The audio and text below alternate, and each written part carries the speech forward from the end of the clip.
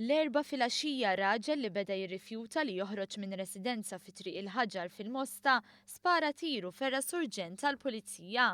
Il-każ seħħ l-ħabta tal-10 ta' filgħaxija meta l-pulizija sejħu fuq il-post u sabu li ma stawx jidħlu fid-dar minħabba li l-bib ta' barra kien imsakkar.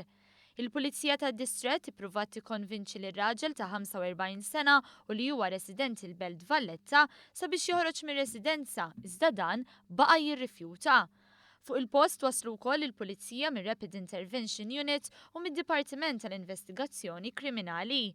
Hawn irriżulta li r-raġel kien armat b'xi armi tan-nar u x'aktarx kien taħt l-effett tad-droga. Wara diversi tentattivi sabiex tikkonvinċi li r-raġel joħroġ mir-residenza, il-Pulizija żgassat il-bib ta' barra u sabet li r-raġel kien issakkar ġo kamra. F'dan il-mument ir-raġel għeddet li kien fetaħ il-gass u kien qed jipprova jqabbad xi nar. Għaldaqstant il-Pulizija kellha toħroġ mir-residenza minħabba l-periklu li kien hemm.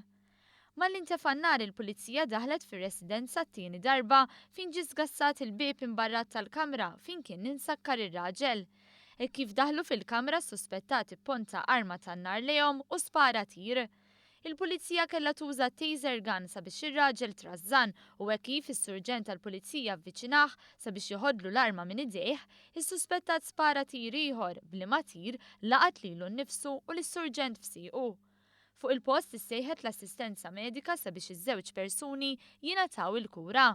U ma tieħdu l-Isptar Mater Dei fejn ir-raġel ġie ċertifikat li qed isofri minn ġrieħi gravi iżda mhux fil-periklu tal-mewt filwaqt li s-surġent tal-Pulizija sofra minn ġrieħi ħfief u kellu jkun operat. Bil-każ ġie infurmat il-Maġistrat tal-Għassa li ħatar diversi esperti sabiex jassistuh fl-inkjesta li ġiet appuntata.